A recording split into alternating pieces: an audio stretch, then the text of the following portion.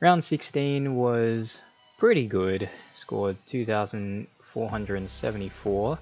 Like, it's a great score, I'm happy with it, but there were a couple of things that really prevented this from being a better ranking rise, and there were a lot of people that cracked 2,500, even 2,600, which is why I didn't go up too much, although I did go into the top 2k, so that's nice.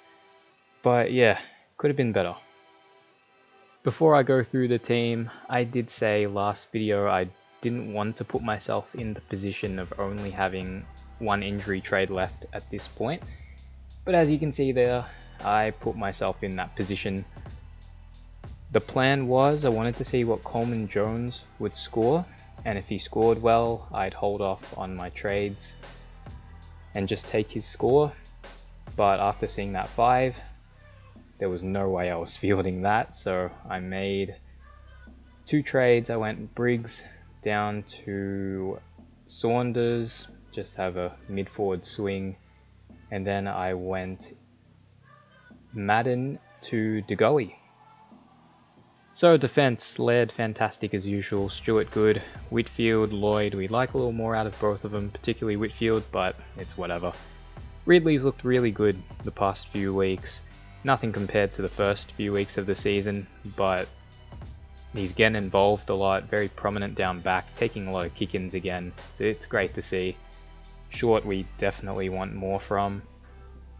Midfield, one of a couple of things that cost me a better score this round, and I had control over this decision, so it does annoy me a little bit, but Bont as captain. I know his record against North hasn't been great, but I thought surely the form he's in against a not so good side, he can at least beat Lions. 123 got his vice, but it wasn't to be. 9 clangers, that's not going to get you anywhere.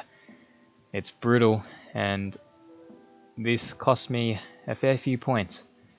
And his partner in crime, McRae, was fantastic, used the ball really well, got himself a 138, so I lost 55 points on that coin flip and 40 points not taking Lions, who was also really good in his 150th. Real unfortunate, but it is what it is. We've yet to see the best from Clary since that 2-week stretch against the Crows and Dogs, so hopefully we can see him at his best sometime soon, and hopefully it is against Port, but yeah, it hasn't been the best few weeks from him.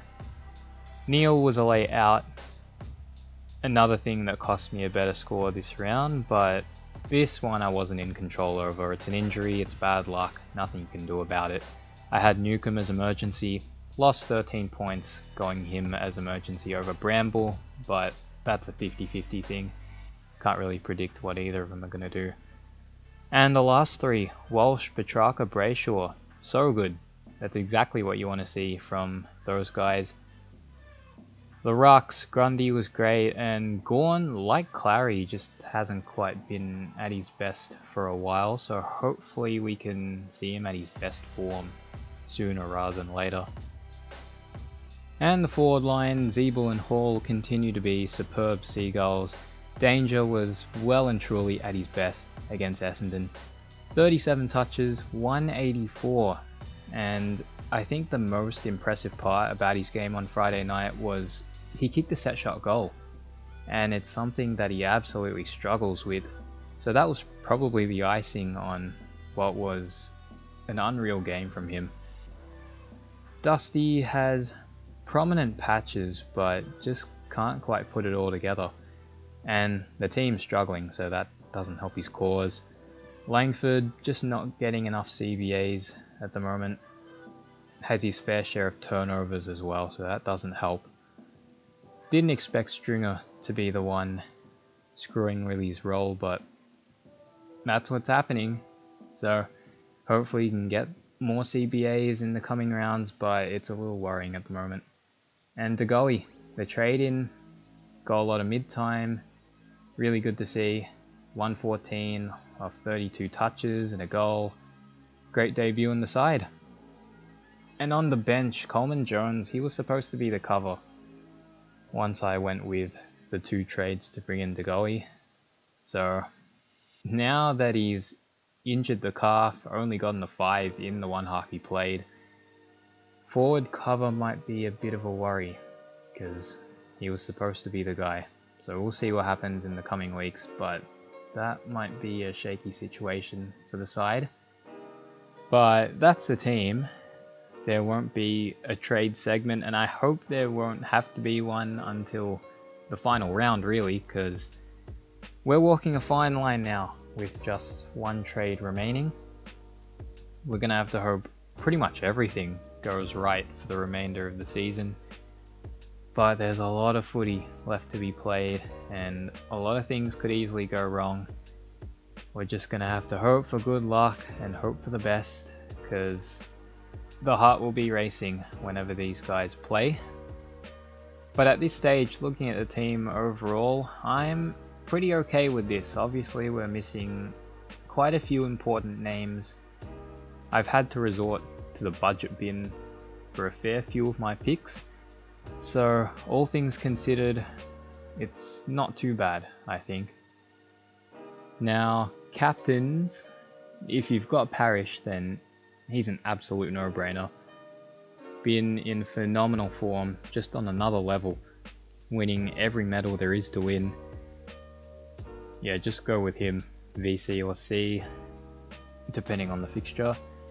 For me, I'm gonna go maybe Danger and Grundy. I don't know. Could go Bont. He's played a few good games against Sydney. I think it's only the Port and Melbourne fixture that has been released. They're playing on Thursday, so I don't know who to vice and who to captain, but I think it'll be Grundy, Danger, Bont, McRae, just one of those guys. They'll be VC or C, but I don't know. If I had to guess a fixture, maybe Grundy vice, Bont captain. Yeah, I'll go with that. Just a guess on how the AFL will fixture things, but we'll leave it at that. But yeah, that will do it for this video. Hopefully you guys had a great week, avoided some of the carnage that there was.